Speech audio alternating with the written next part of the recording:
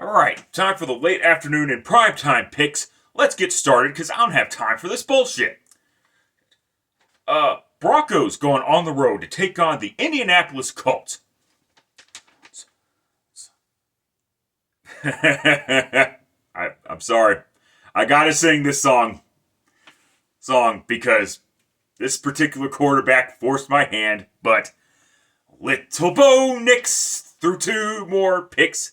Thank goodness it was only the Titans. I was seriously considering refraining calling Bo Nix Little Bo Nix.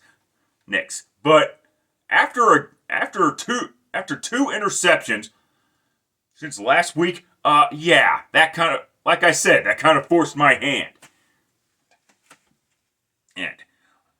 And before people start saying, oh well, you say one of those two interceptions wasn't his fault. I say he threw a near interception late in the first half. So like I said, two interceptions. Miss me with those excuses. And I already mentioned the Colts in the last video about how I'm not impressed. With that being said, however, the Broncos have always had trouble winning in Indianapolis for whatever reason. Their last victory in Indianapolis was in 2017. They're 8 fucking seasons ago. They beat the Colts last season. That was an interesting fucking game.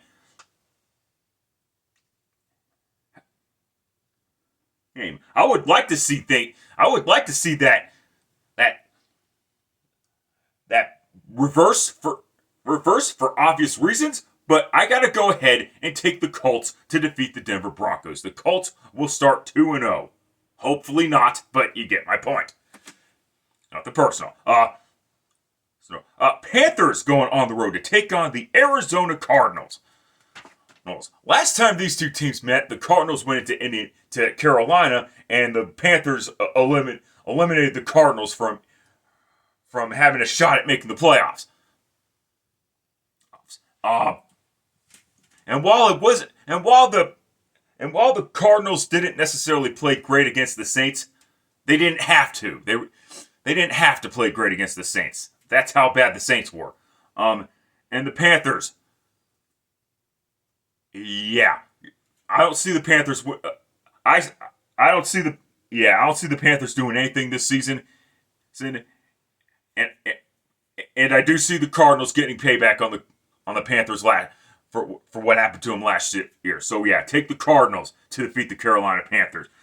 I think Marvin Harrison Jr. is going to have a breakout season.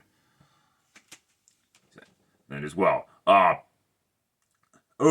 America's Game of the Week on Fox, at least in terms of national television. Eagles going on the road to take on the Kansas City Chiefs. Jalen Carter is a fucking moron. On what the fuck? Number one, what the fuck was he doing on the Cowboys bench to begin with? Not the Cowboys bench, the Cowboys huddle to begin with. But that's speak first on the ground. And like I said, what the fuck was Jalen Carter doing near the Cowboys huddle to begin with?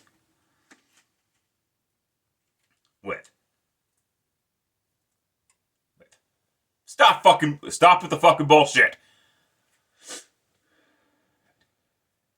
And the Chiefs. Oh boy. The Chiefs might be in trouble here. There's nothing there, because let's be honest about it, their secondary is suspect. Their front seven is starting to turn suspect as well. Chris Jones is starting to decline a little bit. I mean, 2 years ago when the Chiefs lost to the Lions, you could make the excuse that it was only because Travis Kelce and Chris Jones were out.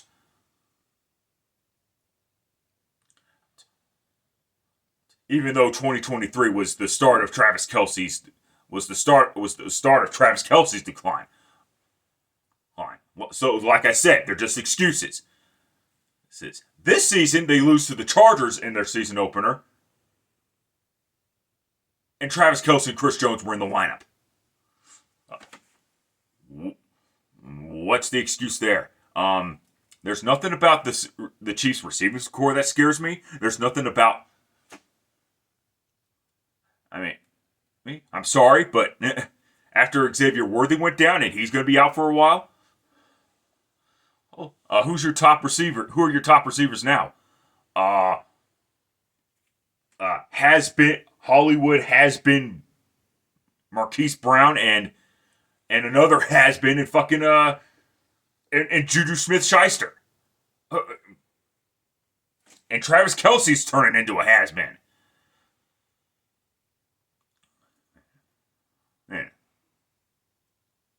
With that being said,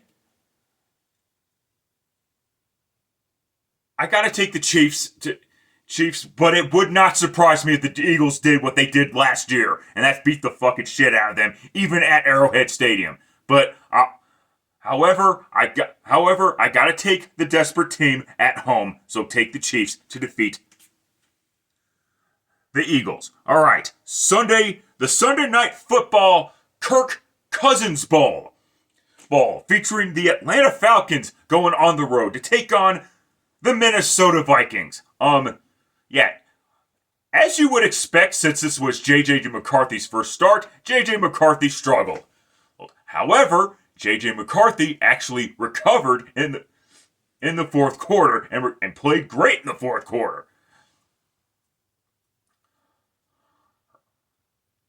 And the Bears, of course, did indeed shit their fucking pants on primetime national television once again. And the Atlanta Falcons. My only regret for week one, and I know it didn't do well last week in my picks. But my only regret was switching the Falcons pick, the Buccaneers pick to the Falcons. I don't care that Younghoe Koo missed the field goal. Oh, shit like that happens in the NFL.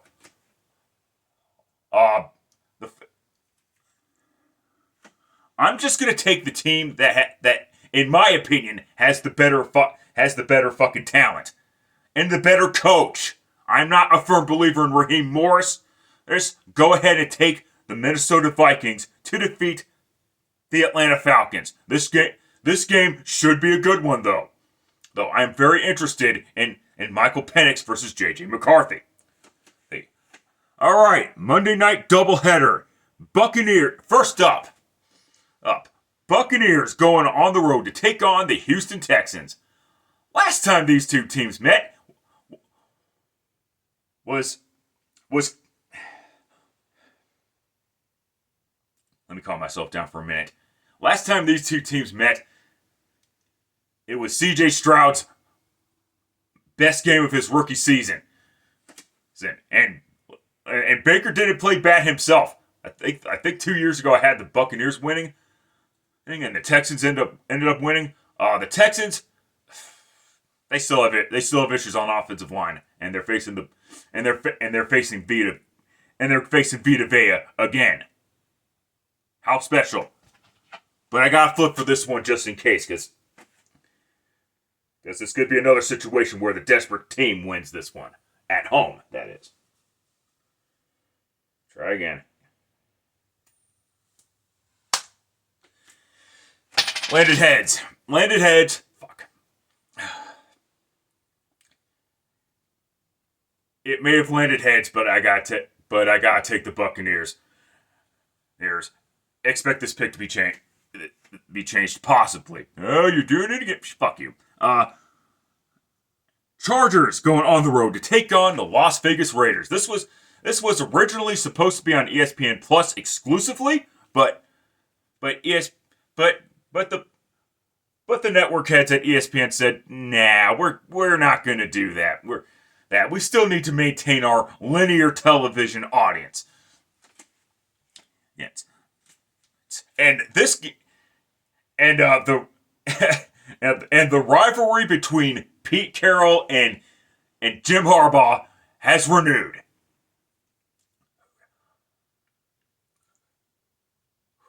And ooh, this I gotta give credit where credit's due. Justin Herbert actually played well against the Chiefs. It is what it is, and I gotta give credit for the Raiders too on their victory against the Patriots.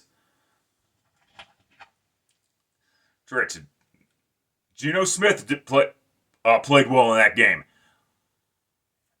And how about that Patriot player who scored a touchdown, but only but that Patriot receiver who scored a touchdown, a little off topic, but ended up with a stat line of -2 yards.